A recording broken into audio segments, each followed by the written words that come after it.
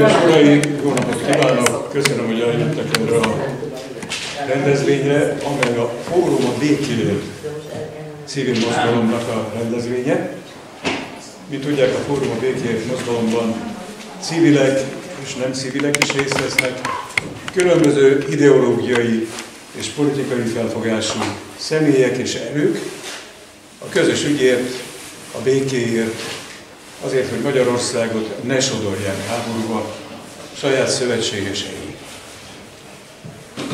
Tisztelettel és szeretettel üdvözlöm barátomat, Wilhelm Langthaler urat.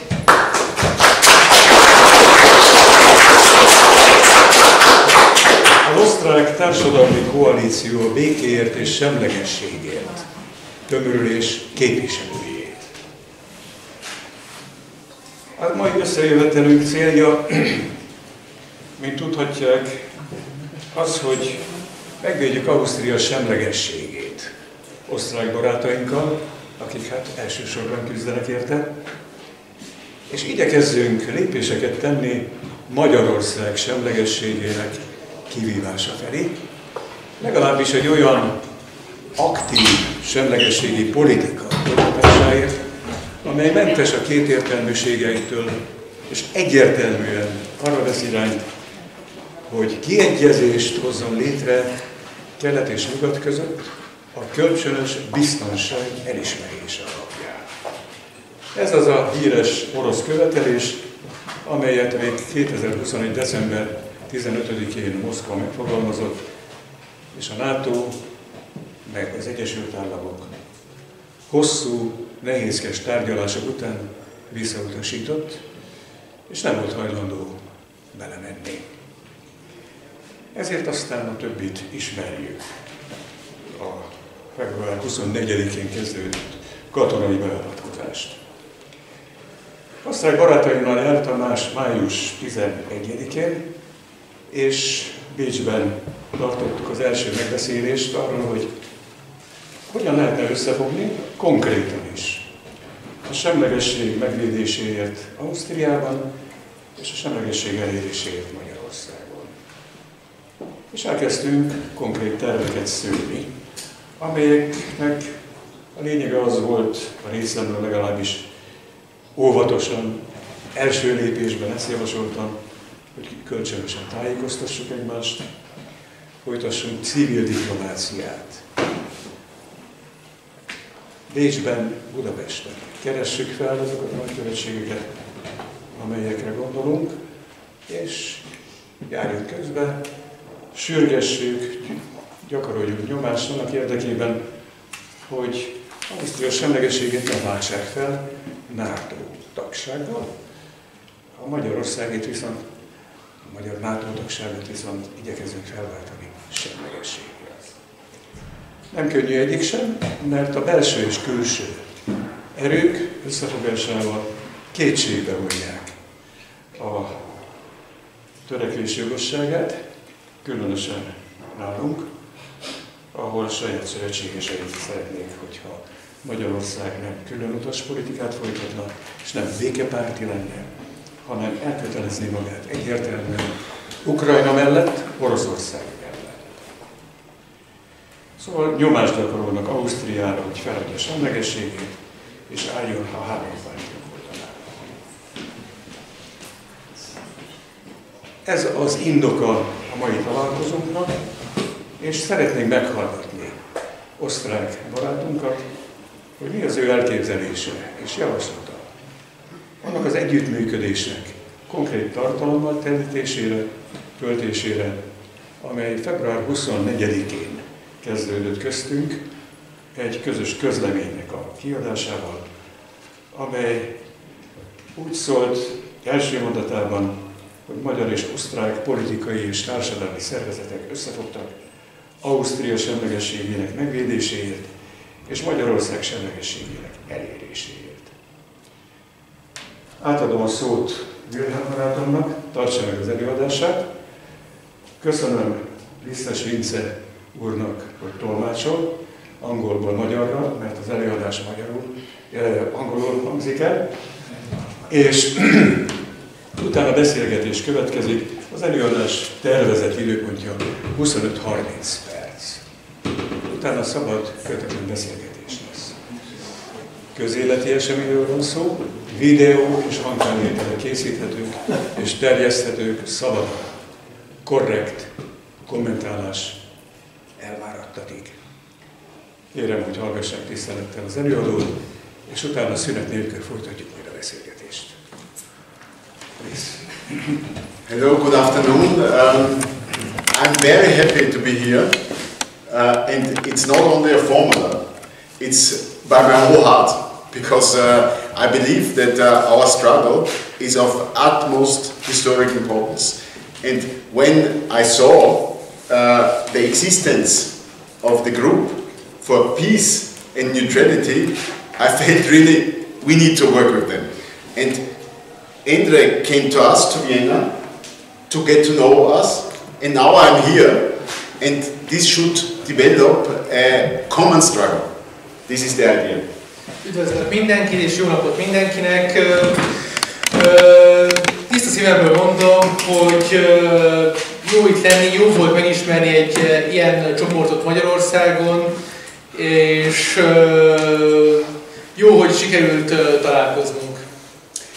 The formula is peace and neutrality. And we can also say peace by neutrality, as a contribution, neutrality as a contribution to peace. Szóval a mi formulánk az béke és semlegesség, de ezt mondhatnánk, hogy béke semlegesség által. For the West, for the NATO narrative, Russia is the aggressor. You know all of this, no? For us, there's a very clear reason for this war. It's NATO expansion and NATO stranglehold of Russia. This is the real reason of the war. A nyugat egyértelműen kifejtette, hogy szerintük a háborút az orosz agresszió okozta, viszont számunkra nyilvánvaló az, hogy a háború okai az a NATO terjeszkedése és Oroszország NATO általi folytogatása. And neutrality is a guarantee to Russia to stay in peace and to not be aggressed by the West. This is why this concept of neutrality is a key, a solution for to establish peace. A semlegesség egy garancia Oroszországnak a békére, és pontosan ezért van az, hogy a semlegesség a kulcs a békéhez. It's clear that Austria and Hungary have a quite different history. We have a common history, but also a different history. Az is teljesen tiszta, hogy Magyarországnak és Ausztriának van egy közös története, de van egy nagyon különböző történelme is. For Austria, neutrality is really a kind of a heritage, a historic gift given to us by history, of biggest importance. Ausztriának a semlegesség egy történelmi ajándék, az egyik legfontosabb ajándéka, amit a történelem adott nekik. It's clear it's a result of the Second World War and of the defeat of Nazi Germany. This is the main reason for neutrality. A semlegességnek a fő indoka az a náci Németország veresége a második világháborúban. It was, we can say there was a resistance in Austria, but mainly it is a gift by Russia to Austria, and it created, in a certain sense, Austria is established, Austria as a nation, much more than the Hungary, no? Because Austrian nationhood was not so clear, and only this neutrality established us as something which is not part of Germany, which was the main aggressor of the Second World War. Ugyan volt egy ellenállás Ausztriában, de mégis ez a semlegesség, amit Oroszország adott, ez meghatározta az osztrák államiságot, az osztrák nemzetiséget, ugyanis ez nem mindig volt tiszta, hogy Ausztria egy külön nemzetet alkot Németországtól. So you understand that its neutrality is constitutive for the very notion of Austrian nation. Tehát, ahogy értitek, ezáltal, hogy az Ausztria nemzetnek alapvető értéke a semlegesség. So this consists of against Greater German nationalism. Tehát ebben benne van a nagyobb német, a nagy német nacionalizmussal szembeni ellenállás. Antifascism. Az antifasizmus. Peace with Russia. Béke Oroszországgal. And implicitly, this is also an element, we call it Kreiskianism, no? Of social state, social welfare state, social security, class compromise. És nem kimondottan a szociális államnak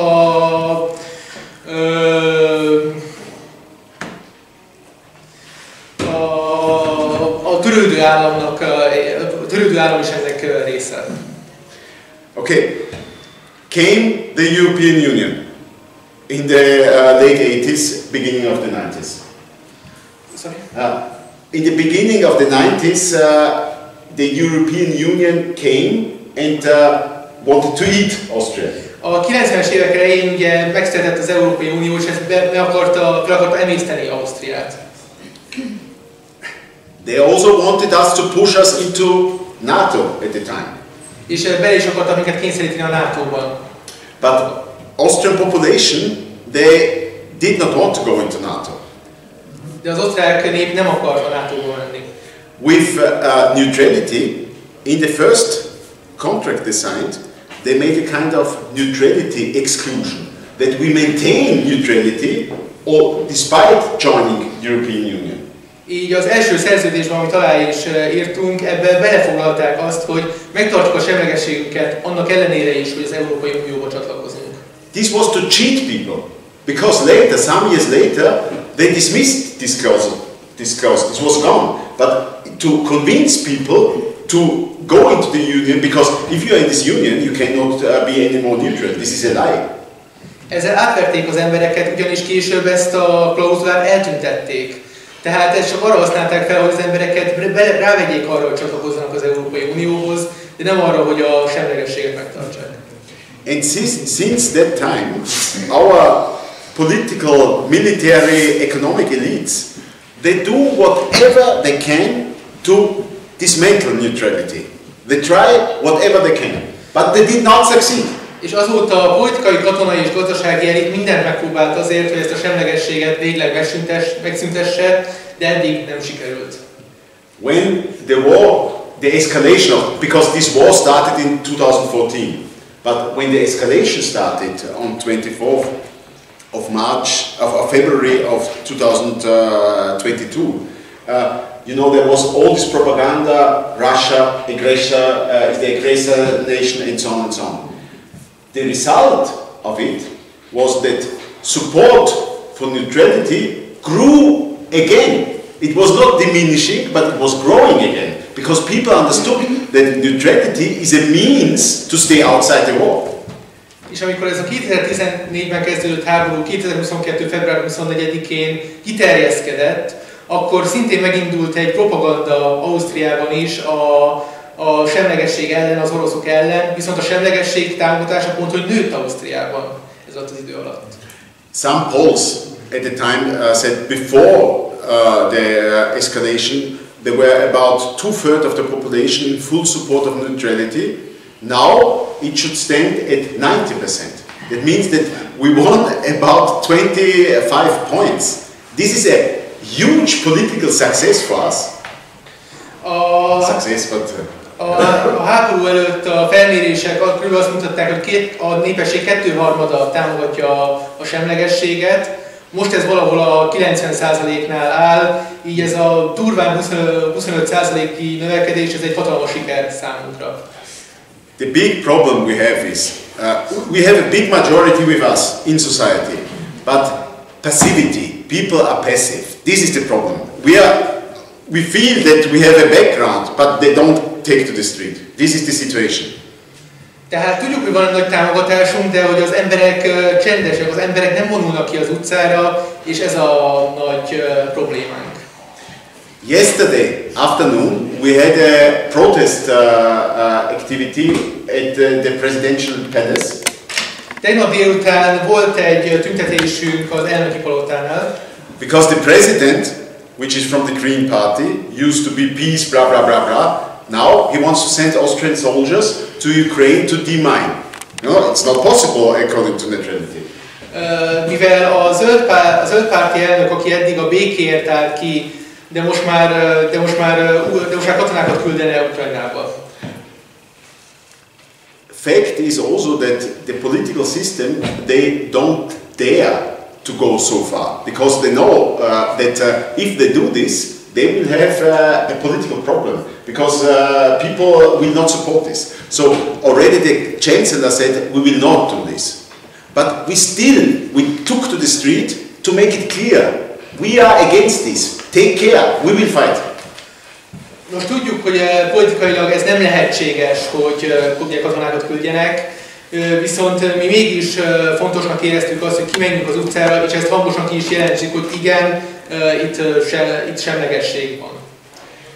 The tragic thing is, passivity is not only in the population, passivity is also in the left. The left does nothing. A probléma továbbá az, hogy a passzivitás nem csak a népességben érzékelhető, hanem a baloldalon is, ami nem csinál semmit sem.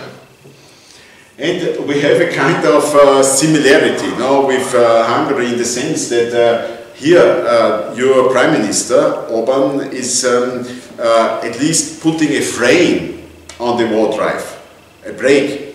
Not stop it, it's not possible, but at least in Austria we have a rightist party, the FPÖ it's called, they are also the only one in the parliamentary system which is defending neutrality. Annyi hasonlóság van Magyarország és Ausztria között, hogy nálunk Orbán valamennyire valamennyire visszatartja a szélsőjobbot, részben ezzel a semlegességi beszédével, ugyanúgy, ahogy Ausztriában is a vezető FPÖ párt szintén a semlegesség mellett szurlángált. We can discuss how serious this opposition is, because they used to be in the government 2 times before, they accepted everything before they were for NATO, for the European Union, but still, they are the only opposition. This also counts. The only opposition to giving up neutrality. Persze ezt fontos megjegyeznünk, hogy ez a párt Ausztriában a korábbi években sokszor megadott mindent a NATO-nak, amit akart. Tehát itt nem tudjuk megmondani, hogy mennyire komoly ez az ellenállás, de mégis igazából ők azok, akik ezt az ellenállást hangoztatják. For this reason, we have, I called it before, ecumenical approach. It means that we invite everybody to go to the street. No? Who is for peace, who is for neutrality, should come to us in the street. Not in media or internet, blah blah. On the street. This is our place. No? Everybody, come to the street. This is our approach. Our coalition is going in this direction. Ezért a mi hozzáállásunk az, hogy mindenkinek, akinek ugye ez a érdeke, az menjen az utcára, ne csak az interneten legyen kint, hanem gyűjjön össze mindenki az utcán, aki ebben egyetért. And I want to repeat, I said it before, how important neutrality is for Austria, but I think the concept has a more general meaning as well. Korábban már említettem, hogy mennyire fontos Ausztriában a semlegesség elve, de ennek van egy általánosabb jelentése is. You might remember that I think it was the year 53, but maybe others know better than me, when the Soviet Union proposed that Germany, after the Second World War, should become a unified and neutral nation. I think this would have been a very good solution, but the West did not accept. Úgy hiszem 1953 volt az az év, amikor a szovjetek felajánlották azt, hogy Németország legyen egy egységes, semleges nemzet, ami szerintem jó ötlet lett volna, viszont a nyugat elutasította. But also Ukraine, as a neutral nation, would have simply avoided this war. A guarantee to Russia that Ukraine stays neutral does not join NATO, does not carry nuclear arms by the US or ballistic missile systems, then this war would have not occurred. Very simple. Szintén egy semleges Ukrajna elkerülte volna ezt a háborút, hogyha Oroszországnak lett volna egy garanciája arra, hogy Ukrajna semleges marad, nem fog amerikai atomfegyvereket vagy amerikai balisztikus rakétákat a területén tartani, akkor most nem lenne ez a háború. In this sense, what is happening in Hungary is for us very important. Both the position of Orbán, of the government, but also the existence of a movement for peace and neutrality, which we completely share the content. Szintén fontos nekünk Magyarország helyzete, egyrészt a Orbán kormány állásának szempontjából, másrészt ennek a mozgalomnak a szempontjából, hiszen van egy ilyen mozgalom, amely a semlegesség elvén osztozkodik velünk. And our proposal and also our hope is that we share, combine our forces and strive for common public action in order to give voice to this position in society. A mi javaslatunk és a mi reményünk az az, hogy mi egyesítjük az erőnket, és együtt fogunk a közszférában kiállni a béke ügyében. Közös akciók.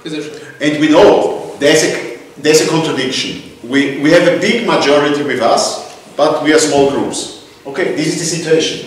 But the situation can change. Also in the near future, that some changes in the global situation, some changes in society will allow us to play a very important role in society. Ugye már van egy nagy többségünk, akik ugye a békét támogatják, de mi mint csoport elég kevesen vagyunk, viszont ez még változhat, és a jövőben még lehet olyan helyzet, amikor nagyobb hangunk és nagyobb erőnk lesz. Because there's a difference. If you look, for example, to Western Germany or to the United Kingdom or countries like this, you have a kind of majority for NATO. But in our societies, it's not. We have majority. This is the point. Also in Slovakia, also in the Czech Republic, the majority is against the NATO war drive. This is a very important factor. The main factor for us. Hogyha megnézzük Németország nyugati részében és Nagy-Britanniában nagyon erős a NATO pártiság, viszont a mi társadalmainkban, a szlovák vagy a cseh társadalomban is akár nagyon nagy ellenséges érzés van a NATO háborús rohamai iránt. This is why I hope that we will be able to establish also contact, political contact, activist contact with our neighbors and articulate this in society. És reméljük, hogy politikai kapcsolatot teremthetünk a szomszédainkkal, és utána ezt közölhetjük a társadalmainkkal is. And I will close with, I think for me, an important idea. Andre, when he was in Vienna, was explaining that this world order is doomed. It cannot continue forever. This American-led unipolar world is doomed. It will end. A Bécsben Andrével való beszélgetésünk során feljött az, hogy ez az amerikai világrend, ez nem tarthat örökké, ez véget fog érni. And okay, there will be many steps, many breaks to bring about this change, and we don't know the speed, the pace of it, when it will happen, how it will happen. But one thing is sure, that forces like us will have a role in this transformation from a unipolar world in a multipolar world. Nem tudjuk, hogy ez mennyi lépést fog tenni, nem tudjuk, hogy ez mennyi nehézségbe fog kerülni, és nem tudjuk, hogy mennyi ideig fog ezt tartani, de azban biztosak lehetünk, hogy olyan csoportoknak, mint nekünk, lesz szerepünk abban, hogy a világot átalakítsuk az egypólusú világból többpólusú világgá. So let us work together. Thanks a lot. Szóval dolgozzunk együtt, nagyon köszönöm.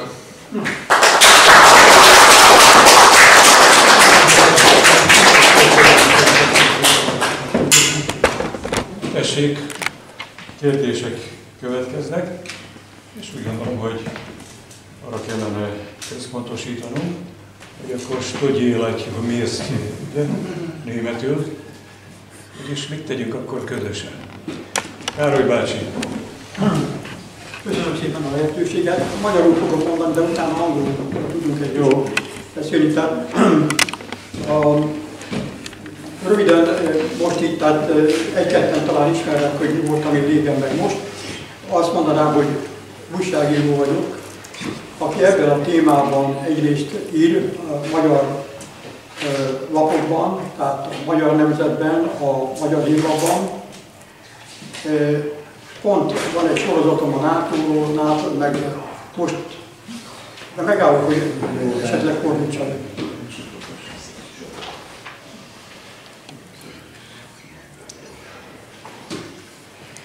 Tehát épp van egy sorozatom, ami az amerikai kongresszusnak a vitájáról szól, ami 1997-ben volt, hogy milyen nézetek ütköztek, amikor eldöntötték a NATO-nak a bővítését.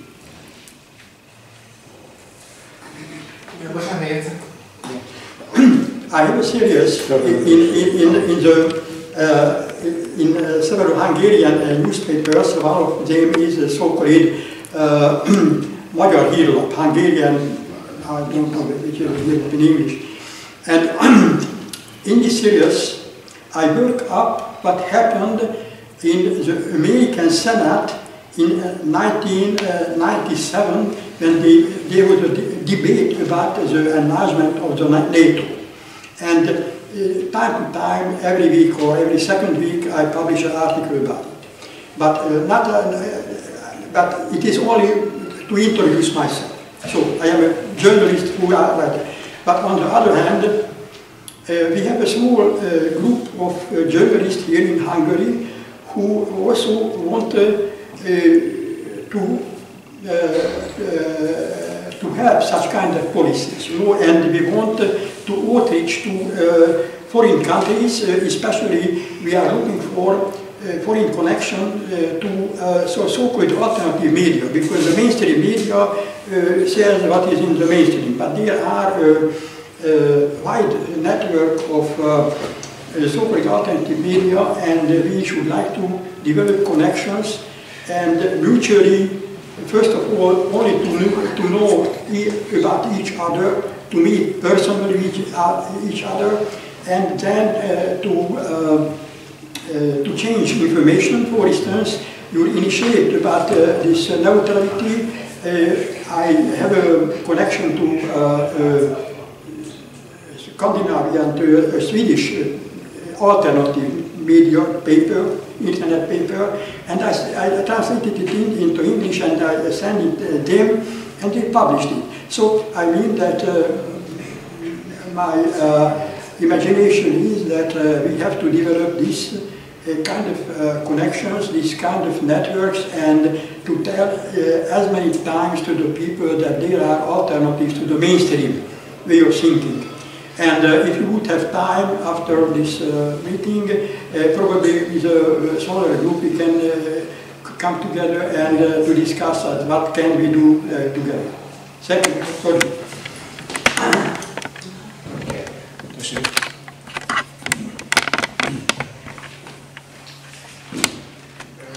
Kérdésem lenne. Az egyik, hogy 1995-től tagja az EU-nak Ausztria, hogy vannak-e olyan törekvések, hogy ez megszűnjön. Ez az első kérdés, nem tudom, egy nagynak. 95 óta tagja az EU-nak Ausztria. Az EU-nak. So my first question would be that, as you know, Austria is part of the EU since 1995, and is there any movement to abolish this membership to leave NATO, or to leave the EU? És még? Igen, következő. A szélsőjobbot emlegette, hogy Magyarországon gyakorlatilag a megbélyegzett szélsőjobb és a szélső bal oldal az igazi békepárti társaság, és hogy ez miért van, hogy Ausztriában ez másképp van? Ez a második kérdés. You mentioned the far right, and in Hungary the often condemned far right and far left are the ones who are for peace. Is it any different in Austria? Akkor a bevándorlást csak úgy megemlítem, hogy azt elég hibásan kezelte Ausztria, és most az igazi semleges Ausztriában nincs helye bevágó, nagy kultúridegen bevágó. And Austria, and also on migration, Austria has very mismanaged the migration, and in an independent and in an neutral Austria, there is no place for foreign culture migration. It's no place, sorry. There is no place for this foreign culture migration.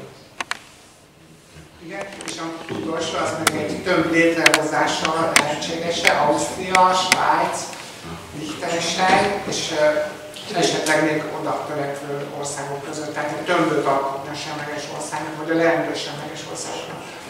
And is there a possibility to create a group for the neutral or soon to be neutral nations like Switzerland, Liechtenstein, Austria, or even probably Hungary? Svájc. Switzerland, yes. Ireland. Should I answer? Okay. With regard to exit from the European Union, when there was the vote, the referendum, I personally, our movement campaigned already against going into the European Union.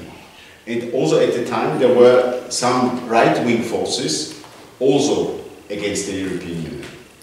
Amikor volt a népszavazás az Európai Unió csatlakozásra, akkor én mozgalmam már kampányolt az Európai Unió csatlakozás ellen, ugyanúgy, ahogy ezt néhány jobboldali párt is megtette.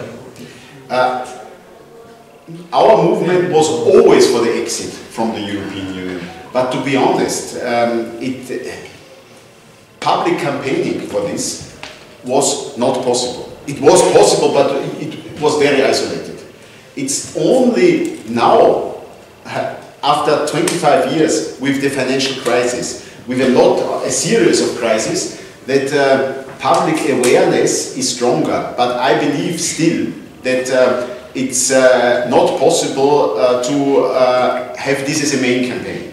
We need to go in a different way. We need to explain we are against this war, so we cannot join the European Union. We're against the financial politics and economic politics, so the consequence is to go out for many reasons. But so it's not direct attack, but indirect attack.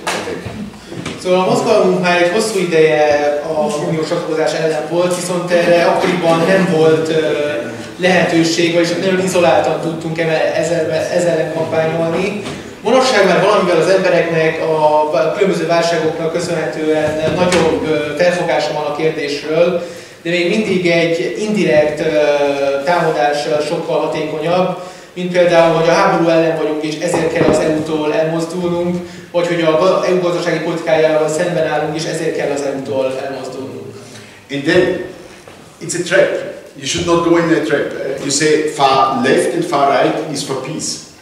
If 90% of Austrians are for neutrality, it's not the far left right, not the extremist. The mainstream is for peace. The government and the elites are the extremists. Exactly, yes. És ami elhangzott, abban van egy csapda, mert ugyanis, mint hogy említésre került, hogy a szélső bal és a szélső jobb van a háború ellen, de hogyha a lakosság 90%-a semlegesség mellett áll, akkor ez már nem csak a szélső bal vagy a szélső jobb, hanem ez már a mainstream, ami a háború ellen van. But you're still right that with regard to political articulation, it's a segment of the left, where I belong to, and a segment of the right, which is for neutrality and for peace. That's true. De annyiban igaza van, hogy a politikai megszólalásokban valóban a baloldalnak egy része, amihez tartozom, és a jobb oldal az, ami kiáll a semlegességért. On migration is maybe not exactly the topic here, but migration is not a new phenomenon.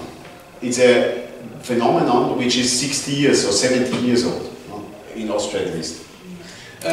A migrációra áttérve, ami nem feltétlenül ehhez a témához tartozik, de ez nem egy új jelenség, hanem már akár 60 vagy 70 éves jelenség Ausztriára nézve legalábbis.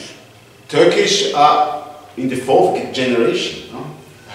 Muslim people, 8% of the population. So I think we need to accept this. We need to give them the same rights and put them in a situation where they can become part of the demos. Már negyedik generációs törökökről beszélünk, és a lakosság 8%-a is muszlim, tehát ezt el kell fogadnunk, nekik is ugyanúgy meg kell adnunk a jogot, és ugyanúgy a nép részévé kell őket tennünk. That does not mean that we say open borders. No. But those who establish their lives here, they need to be on equal terms with us, because we want the poor people against the elite. Unite, working class, unite the working class. It's maybe an old notion, but poor people, oppressed people against the elites. We need them also with us. We should not make the identity game. De ez természetesen nem azt jelenti, hogy itt teljesen nyílt határokat akarunk, viszont azokat el kell fogadnunk, akik már beilleszkedtek a társadalomba. A szegényeket az alsó osztály kell egyesítenünk a elittel szemben, és nem szabad ezt az identitási játékot játszanunk. And on the alternative media, I believe this is very, very, very important, because if a sector is under full control of the elites, then it's the media. Because public opinion is not under their control, not at all. But media is under their control. So it's so important to have alternative media. And we are very weak. Okay. És az alternatív média szintén nagyon fontos. Tehát amikor az elit uralja a médiát, akkor ők nem a közvéleményt uralják elsősorban, hanem a médiának egy jelentős szegmensét, és ezért fontos az alternatív média megjelenléte. Tessék? Más? Na, ahhoz a kérdésre szeretnék egy nagyon röviden hozzászólni, hogy mi jellemezheti, illetve mi okozhatja azt, hogy amint hallom, ugye nem csak nálunk Magyarországon, Ausztriában is, a tömegeknek a béke érdekében való megmozdulásokban való részvétele át eléggé ugye visszafogott. Én úgy érzem, hogy sokok mellett egy lényeges olyan körülményre is rá kell mutatnunk, ami például a történelem folyamán világosan látszott, mondjuk, csak a példakedvéért hozom, Magyarországon 1956-ban, vagy Csehszlovákiában 1968-ban, hogy a tömegek, az emberek általában világosan érzik azt, hogy milyen geostratégiai lehetőség van a világ valamilyen jellegű megváltoztatására. És per pillanat úgy érzik, hogy a NATO-ból való kijutás az egy megvalósíthatatlan folyamat és lehetőség a mai viszonyok között. Éppen ezért én azt vetném föl, hogy ezt megkönnyítsük, vagy ennek elébe menjünk. Talán célszerű lenne nem a NATO-ból való effektív kilépés gondolatát kivinni a köztudatba, hanem ennek a gyakorlati eredményeit is biztosítani tudó olyan stratégiai, diplomáciai megoldásnak a megvalósítását kellene inkább szorgalmazni, mint amit a franciák valamikor alkalmaztak, amikor a NATO katonai szervezetében való részvételüket felfüggesztették. Tehát ez egy jóval egyszerűbben talán meg is valósítható folyamat lehetne, és a nagy közönség számára egy inkább hihető lépés. Én javasolom azt, miután ugye két országnak a képviselői is itt jelen vannak, hogy a közös célunk elérése érdekében érdemes lenne talán megfontolni ennek a lehetőségnek az előtérbe állítását. Köszönöm.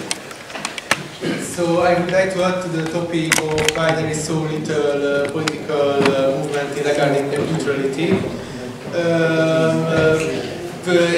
Eddig examples of 1956 and 1968 show in Hungary and Czechoslovakia that the people are generally aware of geopolitical advantages or opportunities.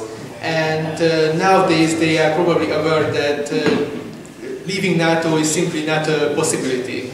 So instead of always saying that we should leave NATO, we should look for other opportunities to convey to the people. For example, like the French did back in the day, that we leave not NATO itself, but the NATO military organization, the military council. And so we should instead use these alternative diplomatic strategies instead of this direct confrontation.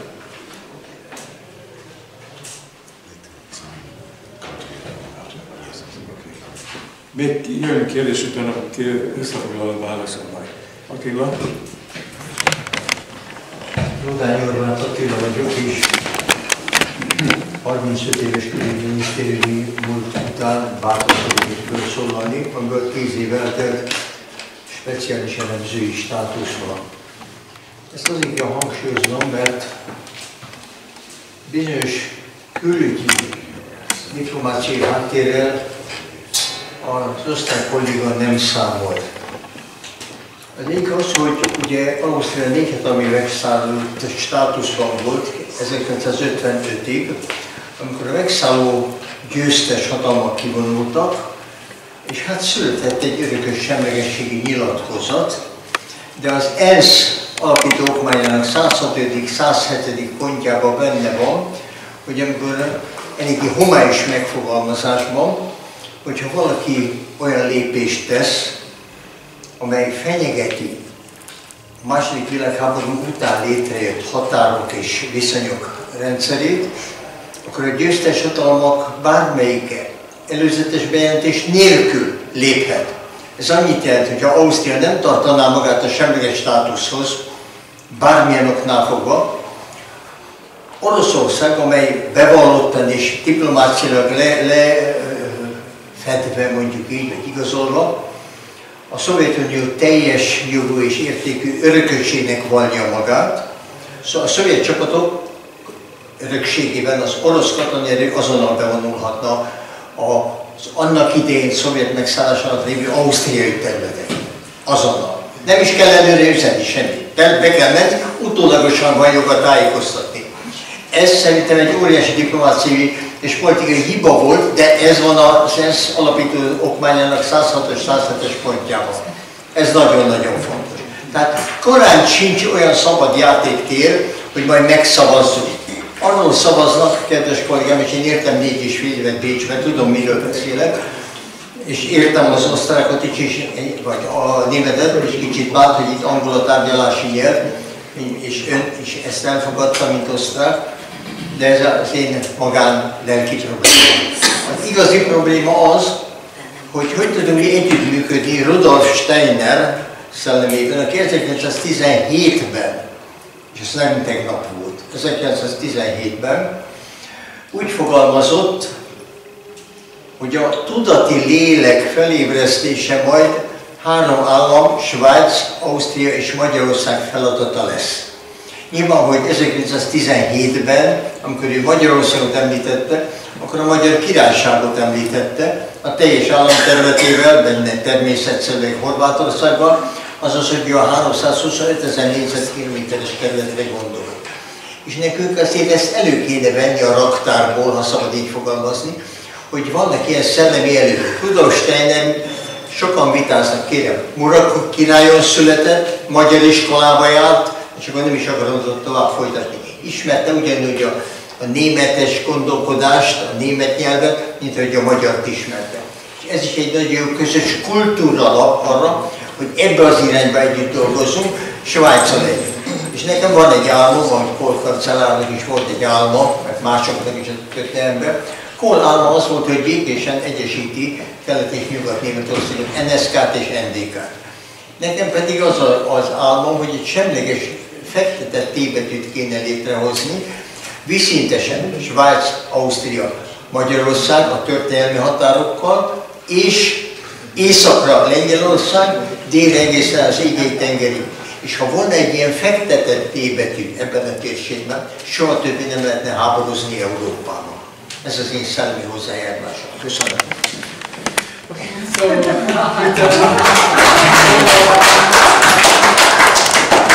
with an extensive diplomatic past, I have to say that there are some diplomatic circumstances that the Austrian politics did not really consider.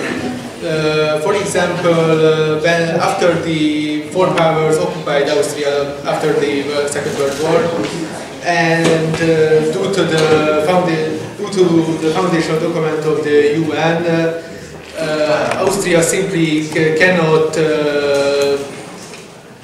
stop its neutral policy without the intervention of the victorious powers or the heirs of the victorious powers, like as Russia considers itself the heir of the Soviet Union. So simply this view by some Austrian politicians are impossible, and also there was a mention of an idea by Rudolf Stein in 1917 that true neutrality will be achieved by the coalition of Switzerland, Austria and Hungary. But nowadays these coalitions should be like a T on a map, like Switzerland, Austria, Hungary with its pre-Trianon borders, and Poland, and down to the Aegean Sea. Okay. The Aegean Sea.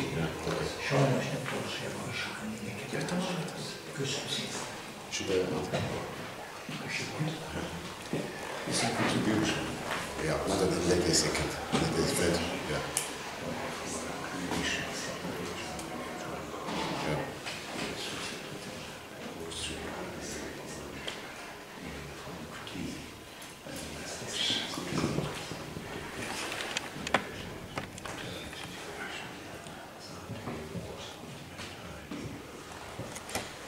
Tessék. I have a much shorter question, if that's okay, and a practical one, and that is I'm really happy to hear that about 90% of Austrian society is very much for neutrality. That's really promising, but it's passive, right? So what's your short-term strategy, short, medium and long-term strategy to create a more active civil society that is loud and demands neutrality, the maintenance of neutrality? And have you thought about forcing a referendum, for example, since your politicians want to send Austrian soldiers to Ukraine, and I can understand, I can imagine that most people don't want that. And my other question is whether you have active relationship contacts with other Central European countries like Slovakia and the Czechs and the Poles, the civil society, not the politicians, the civil society, or Croatia. So anybody in this region where I imagine that most people are not very happy about this whole war and want to have neutrality, just like I think most, I don't have any poll numbers, but I have a feeling that most Hungarians don't want this war either, and we would very much love to be neutral and out of any military organization such as NATO. Thank you. Answering very practically, I believe that the Austrian government does not dare to make the formal step to abandon neutrality, because they know that it's not possible. But as also in Hungary, through Hungary and through Austria, massive military transport is being done, violating our constitution. They don't even speak about it. No newspaper writes about this. No newspaper. But thousands and thousands of tanks and so on every day, in an incredible way. And training of Ukrainian soldiers. On many levels. De facto, they have given up neutrality. De jure, they maintain it. This is the point. So referendum, a call for a referendum is in this situation not the appropriate way. The appropriate way is, okay, we cannot make any miracles. We are doing our protest activities. We are very open to all forces to come together, and I'm sure that we are preparing for a situation where public unrest is also coming. So a fusion of political activism, no, and mass engagement. We cannot turn on the masses. It's not possible. They need to come by themselves. But we are prepared to direct this, no, and to give political articulation to such a thing. But I'm sure I really believe this, that because the colleague was alluding to this. If the situation of the war itself makes clear that NATO cannot win, then also people will be more inclined to make protest to stop the war. Because now it's not very clear. No, they speak of this.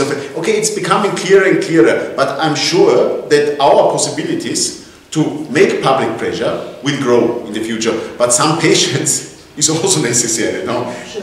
Hopefully, this patience does not take years and years. No? Because then we grow old.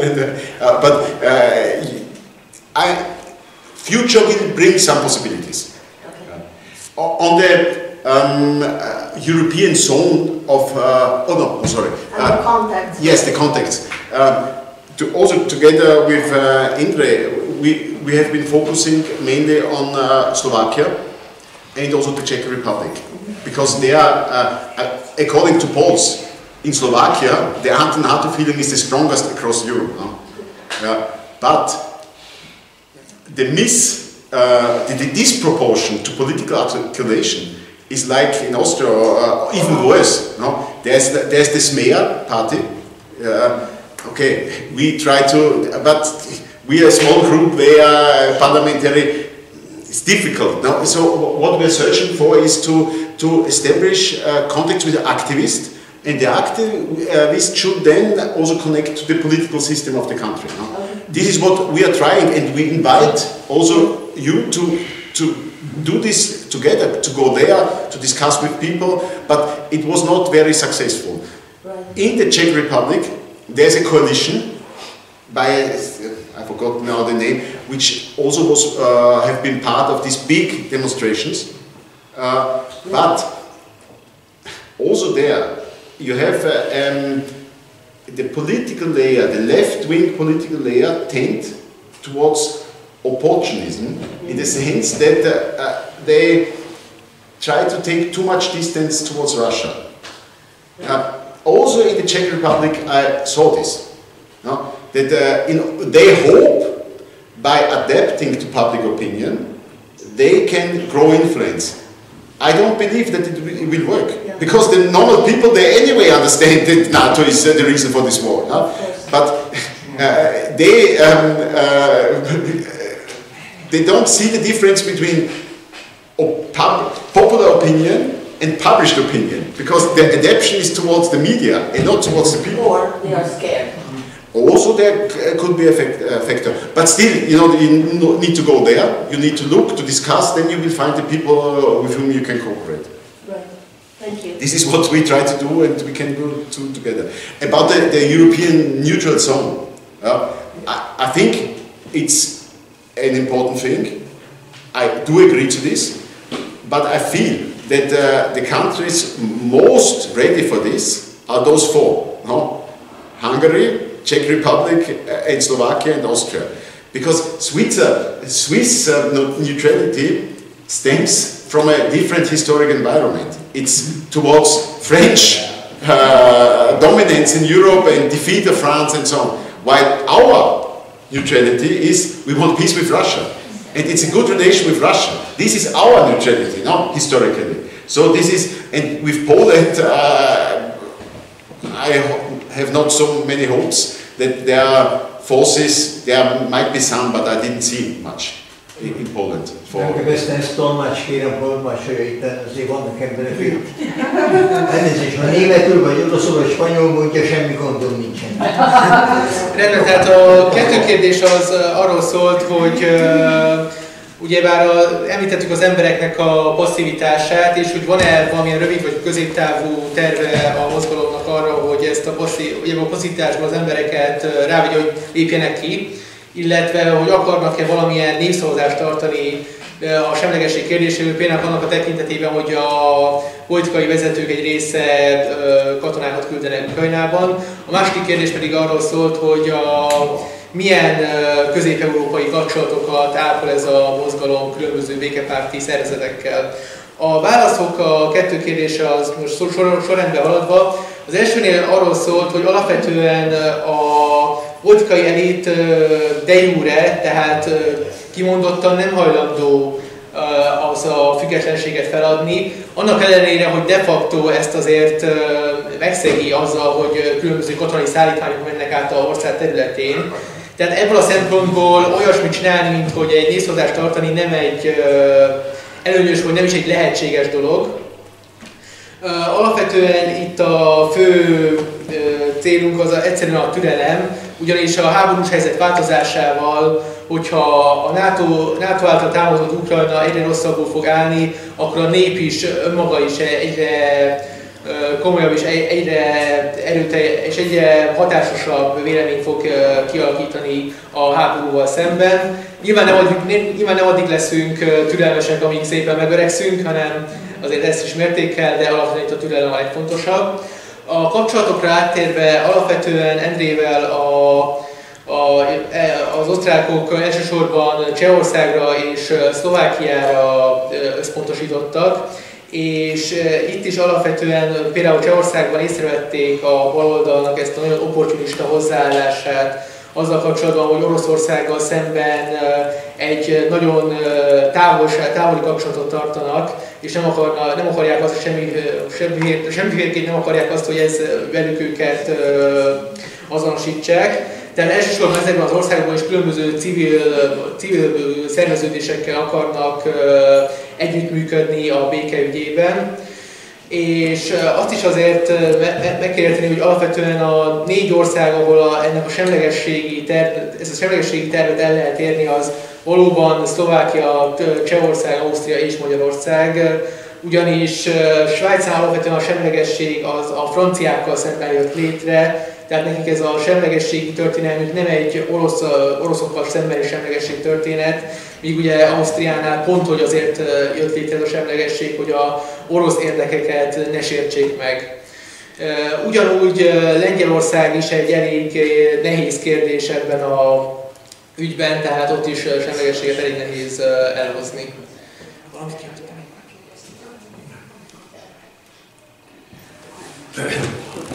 Mondjak egy pár gondolat erejéig, mert...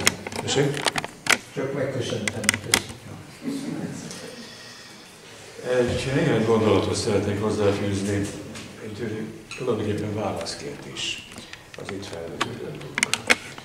Mindenek előtt arra gondolok, hogy valamit nagyon konkrétan le kell szögezni.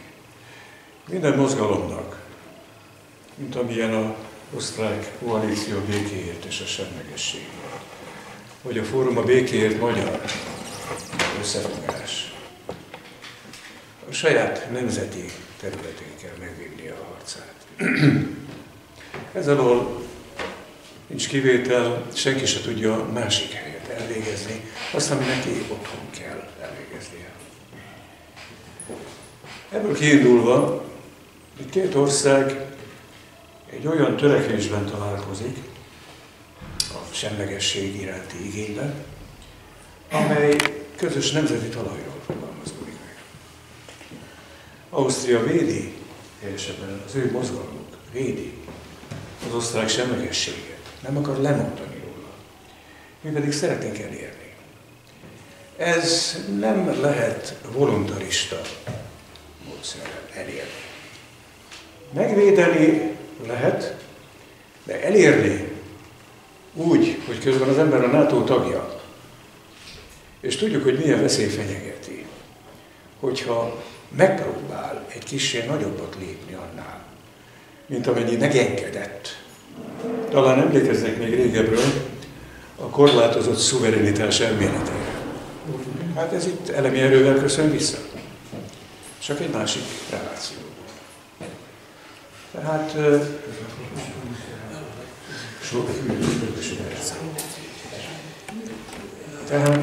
azt gondolom, hogy az összefogásnak megvannak a maga határai, És ezért javasoltam én azt Bécsben, hogy az információcsere alapvető, ezt kiegészítenénk azzal, hogy a média, alternatív média, médiára tett javaslat nagyon lényeges és fontos. Csak hát ugye itt is arról van szó, hogy az energia véges. Mert amikor az ember naponta műveli ezt a munkát, akkor bizony nem telik egy idő után többre, és nem tud még alternatív médiákat felkeresni, azon kívül, hogy korrekt információval kívánja ellátni a Facebook, a VK és a WordPress oldalait. Úgyhogy ebben kérem a segítségét azoknak, akik ezt felvetették. Tehát, hogy ne gondoljuk azt, hogy itt van valamiféle totum-faktum vezérkar, amelyik alig várja, hogy tanácsokat adjanak neki, mert tanácstalan, és nincs mit csinálnia. Egy frász nincs. Bőven van.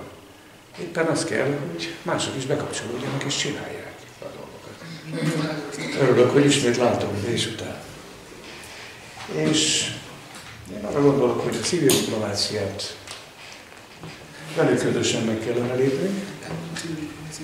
Én meghívom Wilhelmet, hogy ha úgy gondolja, jöjjön el Budapestre, és mi is delegálunk majd valakit, hogy ne csak én utazzak állandóan Bécsbe, hogy menjen el Bécsbe. És egy delegációval ott is keressük fel a pápai nunciatúrát, amellyel mi kiváló kapcsolatot ápolunk, és érdekes eredményeket is hozott. Lásd, ugye Ferenc pápának a látogatása Magyarországon, ami természetesen rajtunk múlott.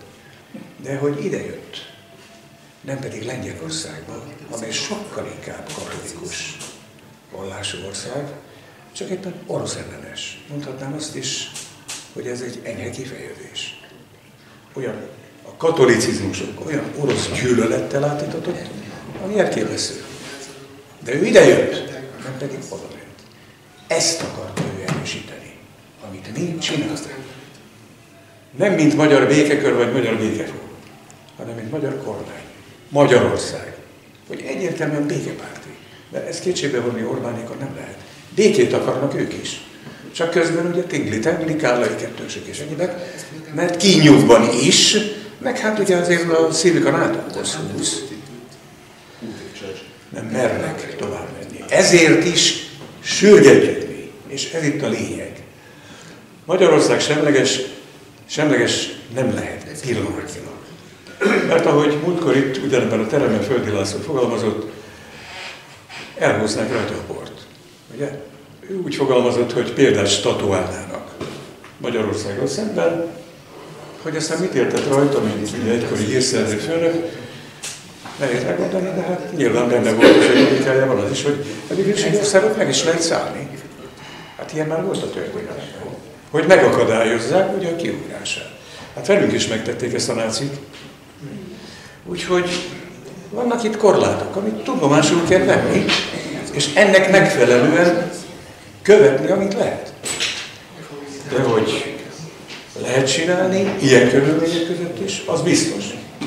Tehát ezért gondolom, hogy a civil diplomáciát kell sorolnunk, nagyon fontos szempont volna, hogy ezt közösen csináljuk, mert, és itt engedjenek meg egy záróját.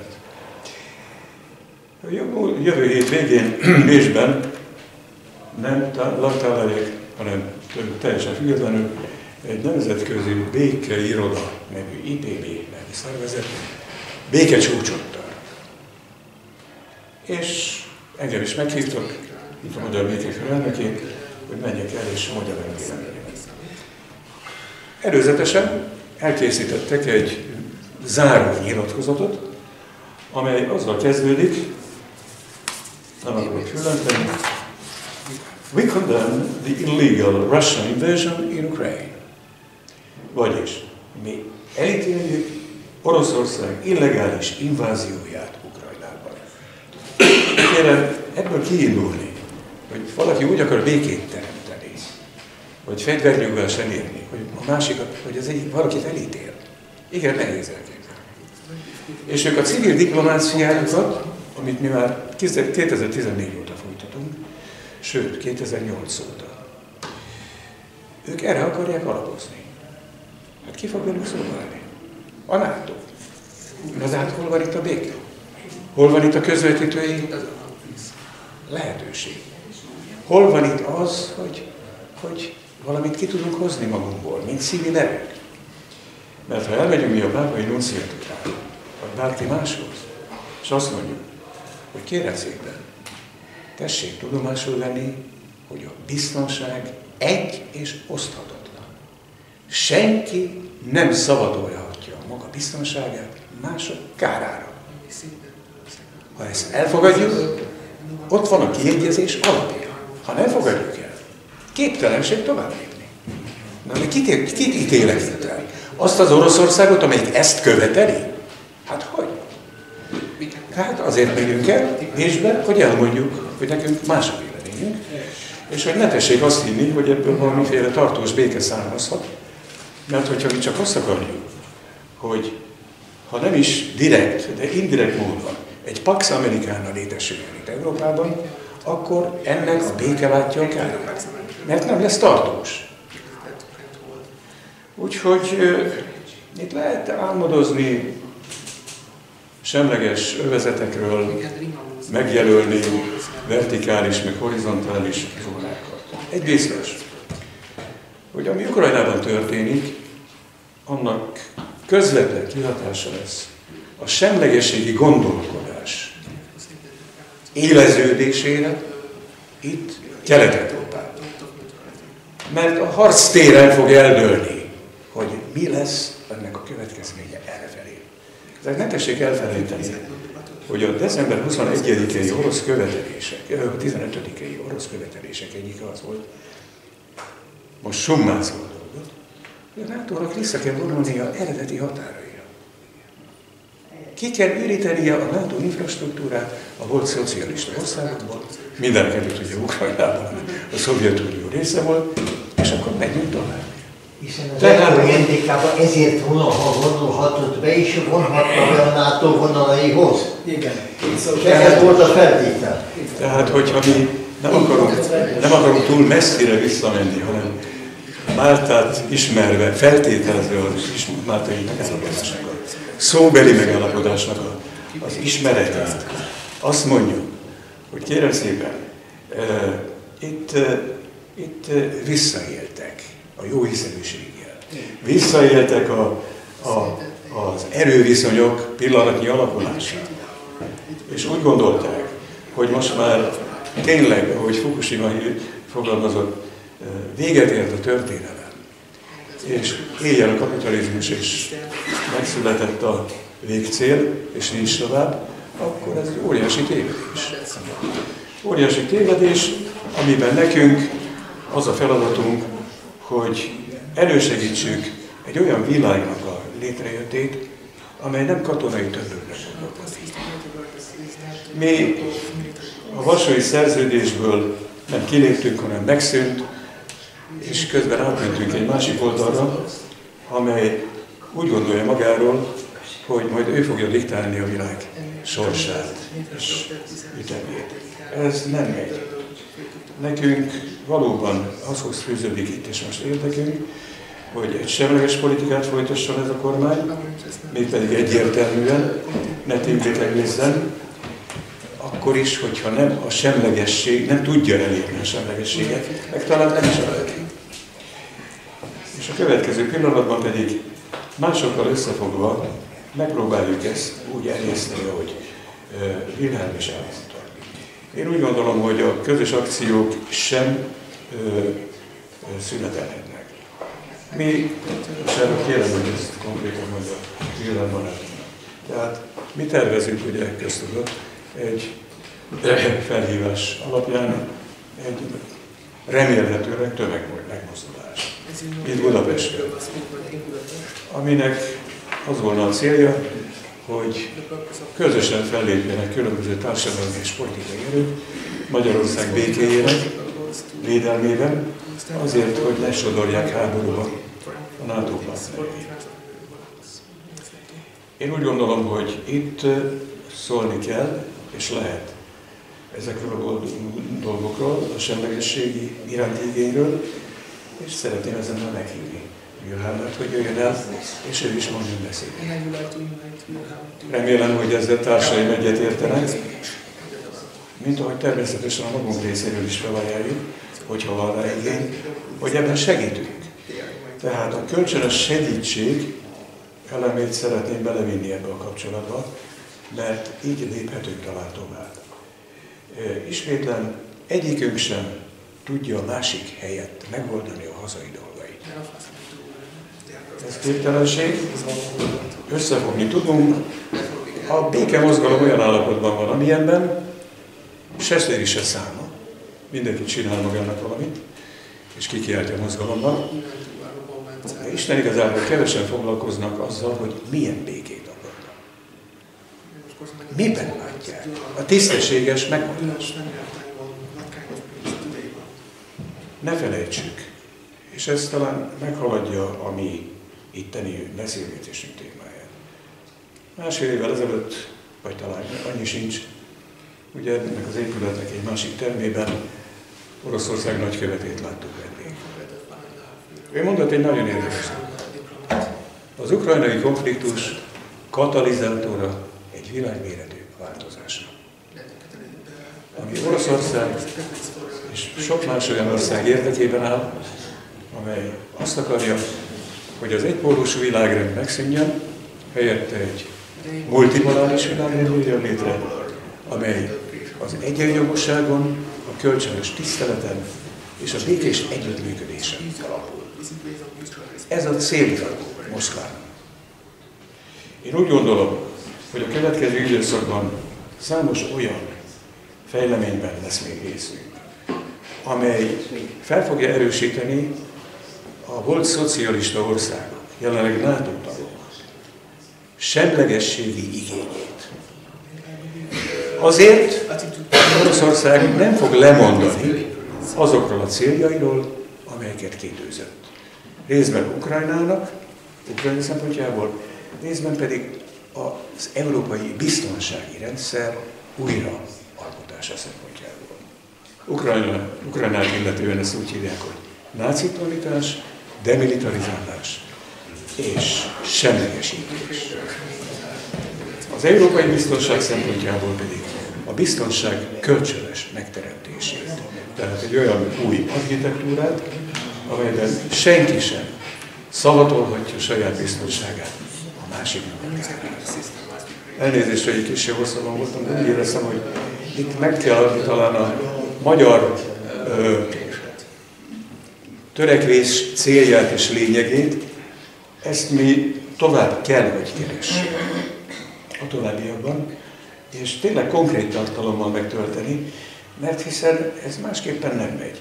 Én úgy érzem, hogyha valaki tőletek eljönne Budapestre, és együtt keresnénk fel például az orosz nagykövetséget, vagy a nunciatúrát, vagy az amerikai, hogy fogadó képesek, fogadó készek, mert minket nem fogadnak, ők az egyetlenek, akik ezt teszik. Mindenki máshoz, amikor bekopogunk szívesen, örömes, de Amerika nem. Ez is mutatja, hogy mi a készség a békés rendezésre. Hát én talán azt hiszem, hogyha ők érezni fogják, hogy nem úgy megy a dolog, ahogy ők elképzelik, akkor talán fogékonyabbá válnak olyan civil és politikai törekvésekre, amelyek egy tisztességes béke megteremtése felé hatnak, és ezt úgy hívják, hogy kiegyezés. Nekünk ez az álláspontunk, és szívből kívánjuk, hogy Ausztria megőrizze a semlegességét, meg hát segítsen nekünk megteremteni. De azt hiszem, hogy ez minden igyekezetünk ellenére nem elsősorban rajtunk fog múlni. Még ha akarjuk is, hanem azon, hogy hogyan alakulnak az erőviszonyok ott a csatatéren. És hogy milyen lesz a úgynevezett különleges katonai műveletnek a sikere. elérés, hogy elvegyem a szót tőle. De folytassuk a kérdésekkel. Ágnes. Köszönöm szépen a lehetőséget.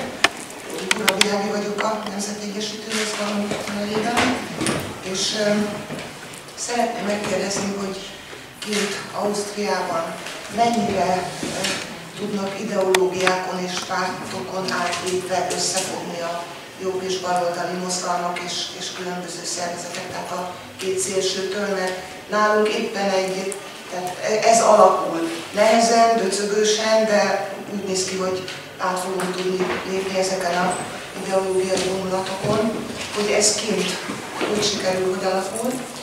A másik pedig, amit nem tudom, hogy önök mennyire tudnak, most Putyin is újabb dolgokat talált ki, tehát a mostani Oroszországot nem a Szovjetunió örökösének tartja, hanem fordítva. Oroszországból csináltak háttérhatalmiak egy Szovjetuniót, és most ez visszaalakult Oroszország. Tehát egész más politikát folytat Putyin, mint az elődei.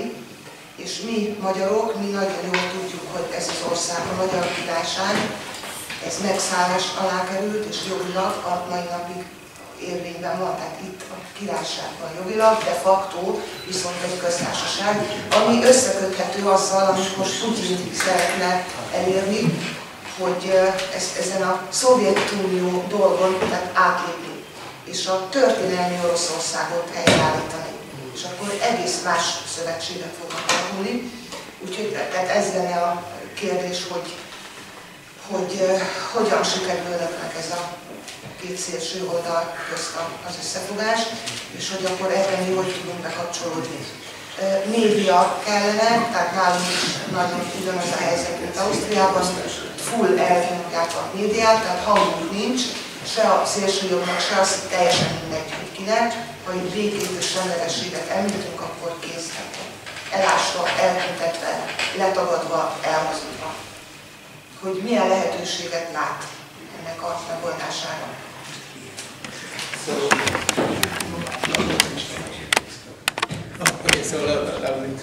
So the first question was that how the cooperation of different ideologies of left and right going in Austria, as that is what we are trying to do in Hungary. So we would be interested in knowing how does this work in Austria. And on the second, also Putin's policy regarding the history of the Soviet Union has somewhat changed, in that the Soviet Union was created by different elite powers. Just as the Hungarian kingdom, which still exists, should be, but is controlled by this Hungarian republic, was created by these different background powers. So well, I don't know the question here actually, but so the question was primarily how does the cooperation of different kind of ideologies work in Austria.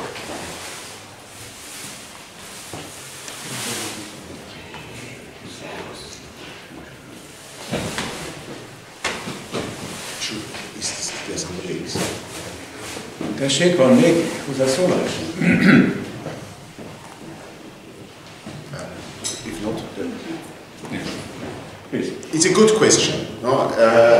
How the cooperation between different political and ideological groups is taking place in Austria.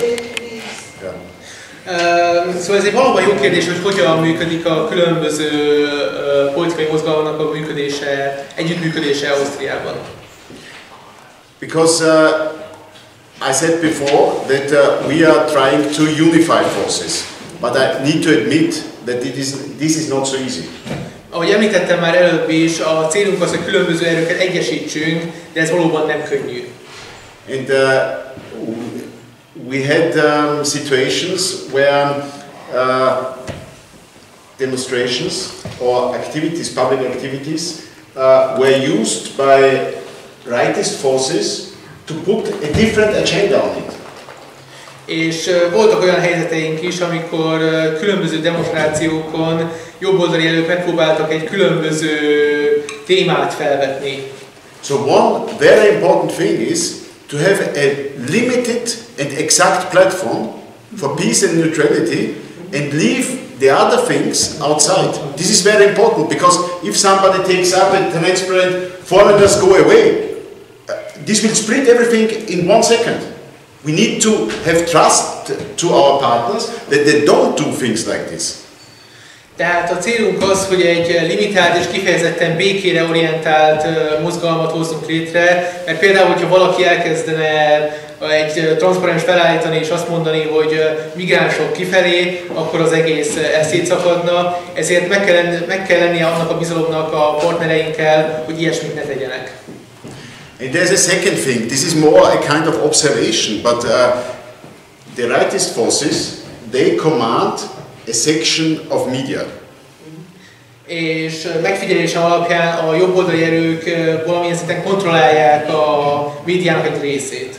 We don't have media. It's a big difference. So they tend to make in media with us. No? We refuse. If we do things together with them on the street, on the press. Viszont nekünk nincsen médiánk, így hát ők megpróbálnak minket csábítani a médiájukkal, viszont ennek mi nyilván nem engedhetünk, és nekünk ugye az utcán kell dolgozni. Because you remember the big 2 times huge demonstrations in Czech Republic for peace. Media did not speak about them, but later on they said we need to avoid a situation like in the Czech Republic. You know, indirectly they understood how powerful this is. So our place is on the street.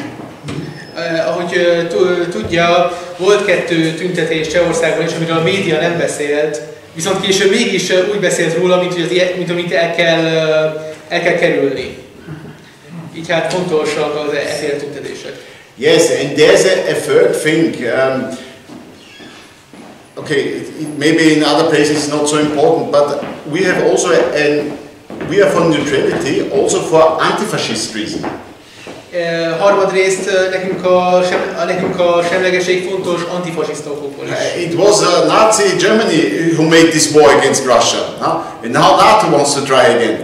So this is also a basis of our cooperation, to condemn this war and to condemn the last war, which is the same or which is similar. Náci Németország volt az, ami ugye megtámadta Oroszországot, és most NATO is ezt próbálja megtenni, így hát ez is az alapja a mi együttműködésünknek, és ugyanúgy fel kell ismernünk a hasonlóságot a kettő között, és elítélnünk mindkettőt. This is how cooperation could be. Csak így működhet az együttműködés.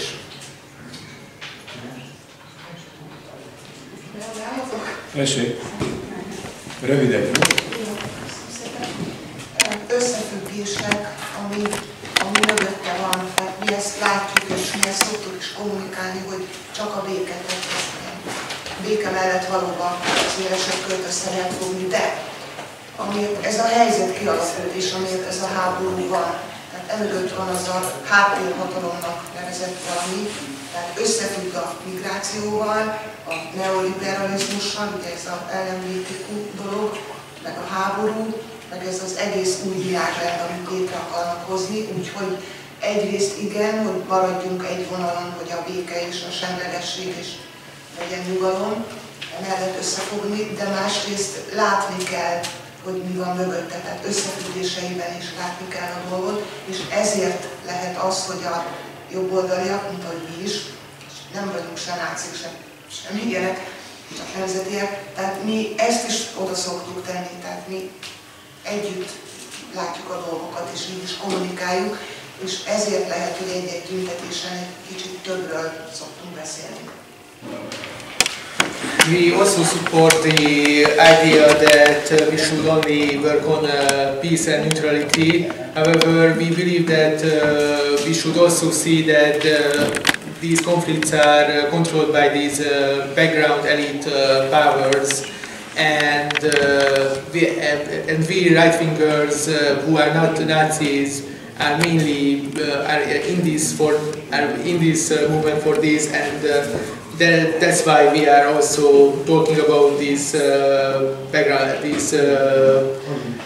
background powers also next to peace and neutrality. Szeretném megkérdezni, hogy van-e konkrét javaslat arra, amiről a bevezetőben esett szó, hogy mit javasolt ennek az együttműködésnek a tartalmi megtöltésére. Itt elhangzott sok minden, ezeket igyekeztem feljegyezni. Az alternatív médiára vonatkozó javaslattól kezdve egészen a semleges övezeten keresztül a referendum felvetéséig. Mi az, amit még úgy gondolnánk, hogy szükséges volna a jelenlegi helyzetben, figyelembe véve, hogy a történelmi változásban mi csak egy igen szerény szerepet játszunk. Mert sokkal hatalmasabb erők csapnak össze, fegyverrel a kezükben. Nekünk erkölcsi fegyverünk van. Nem lődözünk, nem lövünk, de az azért fontos, hogy meglegyen. Miben tudnánk mi hasznossá tenni magunkat osztrák barátainkkal együtt, hogy ez az áhított új világ, nem az Ágnes által gondolt, illetve utalt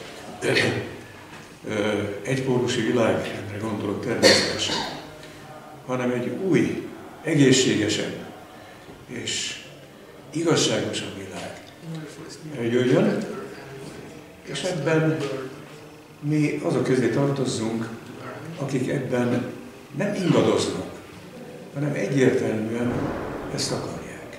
Hogyan segíthetjük ezt elő még? A rendelkezésünkre álló eszközökkel, még ha szerények is. De itt vagyunk, tudjuk, hogy mit akarunk, és szeretnénk csinálni minél nagyobb eredménnyel. Van egy szóval konkrét javaslat. Petrás László.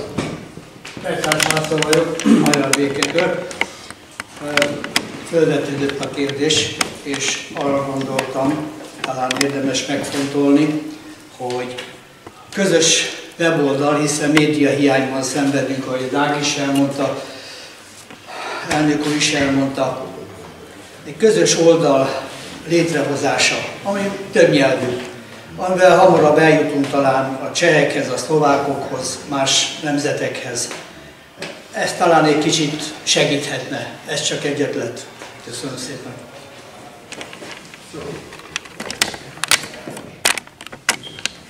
Nekem is az lenne a felvetésem, hogy hát ugye van az a TikTok csatorna, amit be akarnak már tiltani, Amerikában már Montanában betiltották már ezt a TikTok csatornát, és ez hát ugye nem csak a cégekre, hanem magánemberekre is vonatkozik. Ez pont azért, mert a háttérhatalomnak ez nagyon nem tetszik, nem tetsző, mert olyan embertömegeket lehet elérni, ahol tényleg meg lehet őket szólítani annélkül is, hogy csatlakoznának mellette valóban, utána majd fognak tudni.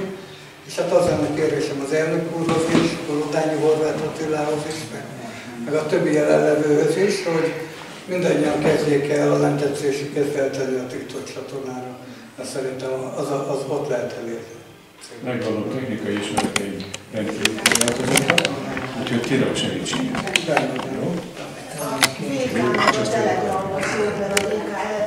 Mindenhol. Telegramon, Instagramon, mindenhol.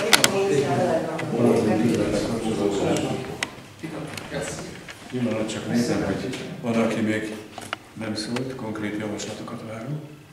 Tehát volt itt most TikTok, volt közös média, különböző, tehát több nyelvű média. Konkrét javaslat? Neked is? Tessék.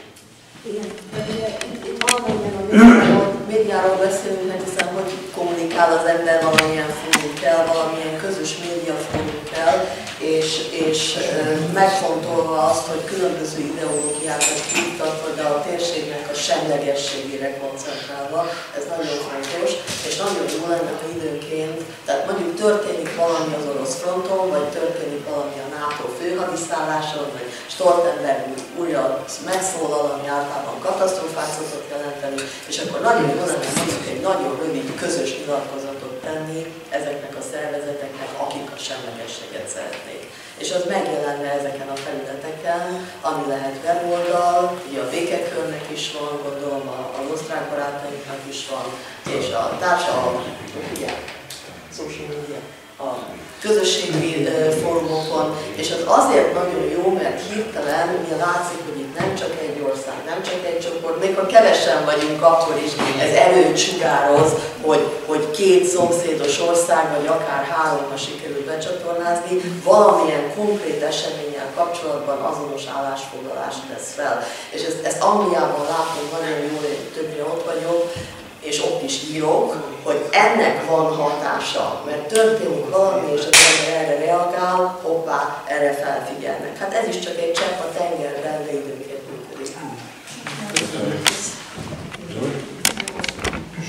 Most jutott eszembe ez a gondolat, nem biztos, hogy helyes, nem hiszem 89-ben volt a pán-európai piknik, amikor a német egyesítést intézték, és most így eszembe jutott, hogy lehetne még egy pán-európai pikniket érteni, egy pán-európai pikniket a világ, ami a béke jegyében lenne, tehát az európai béke melletti politikai erőket egyesíthetni egy ilyen piknik keretében, és ennek nagyon rossz napja, mert az akkor is ez egy híres esemény volt, ez belekerült a történelembe, és ebben bele visszamegyek, mondom. Hát, én most nagyon furcsán fogok mondani, kicsit hangosabban. Én azt javasolom, hogy az emberek sürgősen kezdjenek el imádkozni. Egyetértek. Mindenki, vagy meditálni, vagy magába merülni, hogy mi okoz az egyénben háborút megterülni. Mert ha valaki éhes, leesik a vércukorszintje, egy agresszív állat lesz. Vagy ha elköltözik A-ból B-be, és van egy birtok hosszúsága, akkor sajnos mondjuk ki, egy agresszív főemlős állat lesz. Tehát az embernek először is legbelül meg kellene oldania azt, hogy ne legyen az. Ez egy több ezer éves probléma. Erre felhívta már Mózes a figyelmünket, mikor kőbevéste, hogy ne öljél. Jézus is elmondta a maga szerénységével, hogy szeresd fele barátodat, mint önmagadat. De ha az ember nem szereti saját magát, hogy tudná szeretni a másikat, a szomszédját? Tehát mit javaslok én, hogy mindenki menjen át a szomszédba, és vigyen egy virágot, vagy pálinkát, vagy kolbászt, kínálja meg, mondja azt, testvérem, számíthatsz rám, és bízom benne, hogy én is számíthatok te rád, de most már hagyjuk abba ezt a csatározást itt helyben. És azt javaslom, hogy a jobboldali meg a baloldali pártok szüntessék meg saját magukat, és kezdjenek olyan párbeszédet párttól függetlenül, mint ember az emberrel. Mert ha a szomszédok kibékülnek itt a mi szűk hazánkban, az ideiglenes határainkon belül, akkor az ideiglenes határainkon túlélő testvéreinkkel is békességbe fogunk élni, és példát tudunk nekik mutatni. És ha pártoskodás, megosztás nélkül megy mindez, ez olyan, mintha megszűnik a skizofrén helyzet, és a jobboldali agyfélteke kommunikál a baloldali agyféltekével. Mert most szét van hasonlva. Az egyik világbékét akar, a másik meg világháborút. És most nem mondom, hogy jobb vagy baloldali, mindenki ossza be magát. De én szívem szerint, és ha imádkozok, meditálok, akkor én békét óhajtok. Legfeljebb. Meg a szomszédainkban. Meg a határainkon túléléskel is. És nem érdekel, hogy milyen a vallása. Hogy az egyik bort iszik, és nincs csaja, a másiknak 3 nője van, és nem ihat bort. Ez az ő dolga. Mindenkinek tetszése szerint úgy imádkozhat, meditálhat, szeretheti saját magát, hogy tudja, hogy a szabadsága addig terjed, amíg nem korlátozza a másik ember szabadságát. És egy országnak a szabadsága is addig terjed, amíg nem korlátozza egy másik ország szabadságát. Én úgy gondolom, hogy akkor lesz világbéke, ha az emberek tudatszintet emelkednek, a ne ölj, szeresd fele barátodat, mint önmagadat, és tegyünk oda egy harmadik parancsot. Találjuk ki, hogy mi legyen az aranykornak a óhaja, sóhaja, és próbáljuk meg szeretettel, békességgel elérni a tűzszünetet. Úgy, hogy azonnali hatállyal leszereljük az összes profit érdekelt fegyvergyárat, és ne adjunk pénzt az adófizető pénzünkből a fegyverek vásárlására. Ha bolond vagyok én, hogy támogatom a pénzemmel a háborút, amikor ki tudja, hogy kinek folyik a zsebébe. Hát a szegényektől húzzák el a pénzt. És még ezt az Európai Unió meg is követeli a tagjaitól. Azonnal kilépni az Unióból. Azonnal kilépni a NATO-ból és a WHO-ból, és azt mondani, hogy nem érdekel, hogy orosz katona, ukrán, amcsi, vagy más. Ezt tessék szépen levenni a bakancsot, és tessék szépen békességben kezet nyújtani egymásnak, mint egy sakkparti után, amikor azt mondják, hogy döntetlen, vagy azt mondják, hogy elismerem, hogy te okosabb vagy, jobban játszottál, gratulálok a győztesnek. És azt mondani, hogy kezdjünk már egy aranyfort. Nekünk, nektek, és ebben a teremben senkinek nem érdekel a fegyvergyártás. Álljon már föl valaki itt, aki profitot húz a fegyvergyártásból. Nincs itt senki olyan. Nekünk a világbéke az érdekünk. Az én kisfiamnak is. Én azért szólalok fel itt, hogy ő neki ne kelljen fegyvereket gyártania, fegyvereket használnia, eladnia, és azon agyalnia, hogy ő kitöljön meg, kitrúgjon le, és a többi, és a többi. Nem tudom, egyértelmű volt, a jelenlévők megértették, amit szeretnék. Lehet, hogy nem halkan mondtam, mert kértétek, de összefoglalom.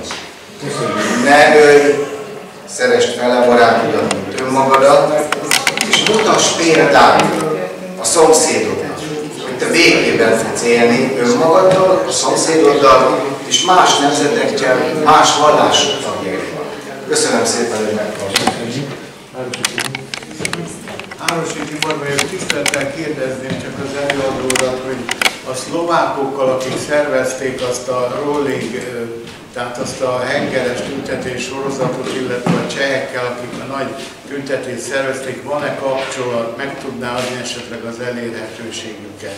Második számú kérdésem, a 80-as években az osztrák zöldeknek volt egy erős békemozgalmi szárnya az IND-be. Hogy azok megvannak-e még azok az öreg urak, akik annak idején részt vettek ebben. Köszönjük szépen. Mit ért meg szót? Még én.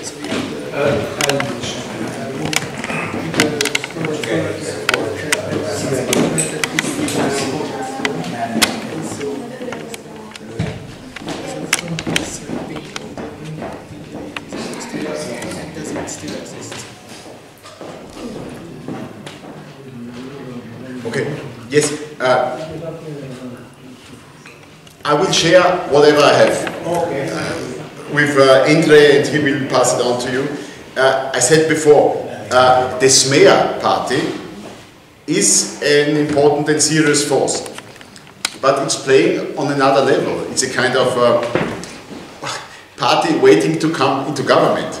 We are opposition forces, systematic opposition forces.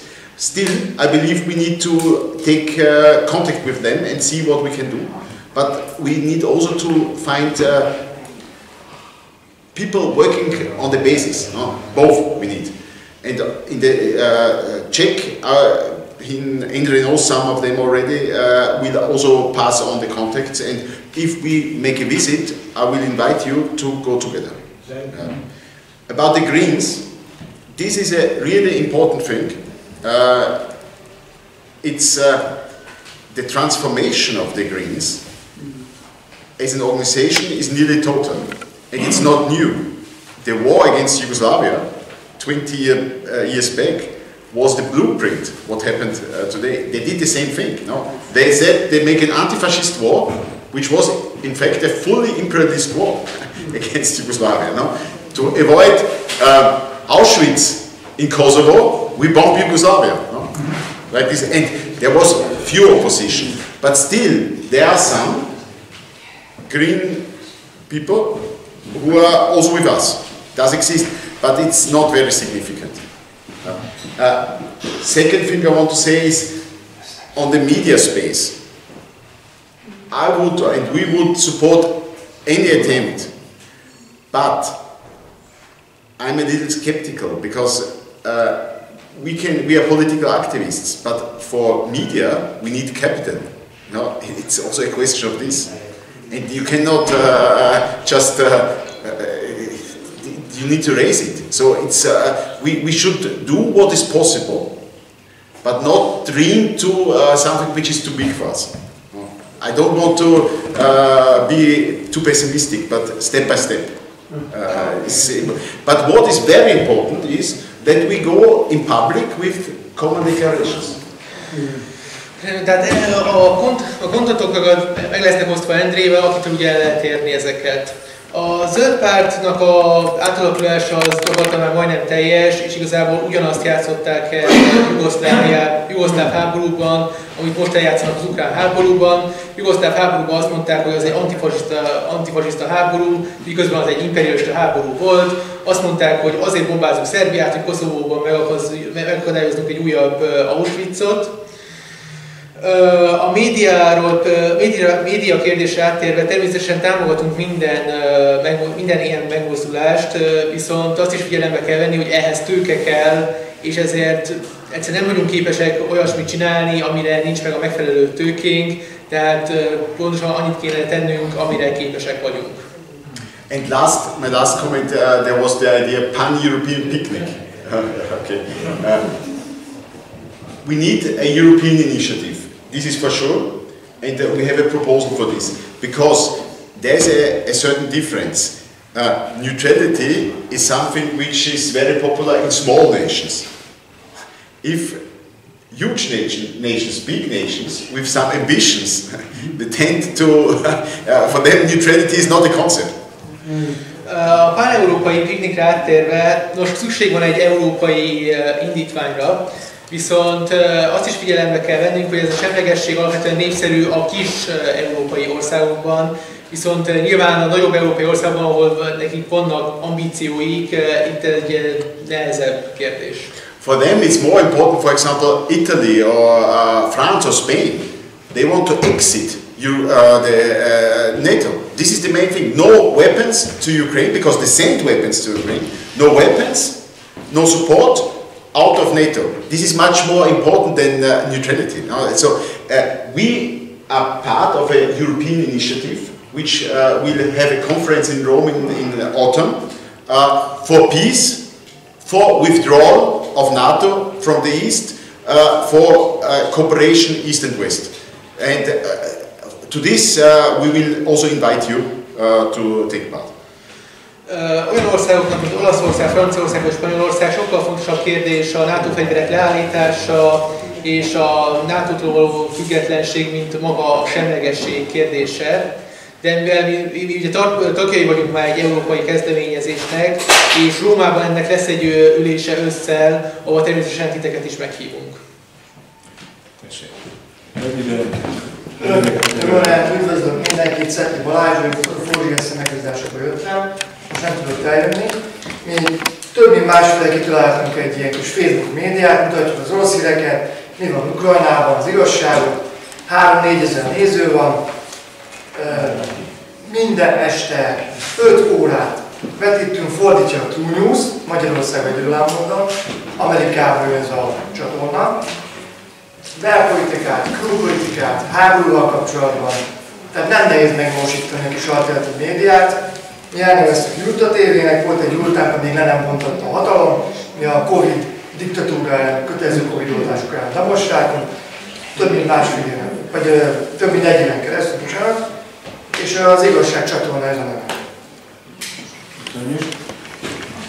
Hölgyeim és hölgyeim, 19 óra közeledik, és lejárt az előfizetési díjunk. Mint múltkor is elhangzott, akkor tudunk maradni, ha adakoznak. Tudom, hogy most azt mondják, a fele fog adakozni, miért maradjuk ebben a hőségben. De azért, ha úgy gondolják, hogy legközelebb is érdemes összejönünk, akkor megtisztelnének néhány fillérrel, Petrás László barátomnak adják át, mert hogy tisztán lássanak. Ennek a teremnek a igénybevétele erre az időre szakon pak, bruttó 35 ezer. Tavaly még 14 volt. Az áramköltségekre, az energiadíjra hivatkoznak. Hát itt tartunk, a nagy teremé pedig óránként 32. Úgyhogy ne azért adakozzanak, hogy ezt mi kifizessük majd, mert ezzel együtt sem fogjuk bírni. Hanem azért, hogy azt a minimumot, amit mi meg tudunk tenni közös ügyünk érdekében, hogy valamilyen szerény helyen összejöjjünk, és megéljünk egy kávét is esetleg még, azt bírjuk. Úgyhogy kérem Önöket, hogy nyúljanak a zsebükbe, magyarán szólva. Köszönöm neked, Wilhelm, hogy eljöttél. Thank you very much for coming. Welcome. Thanks to you. Ő is köszöni.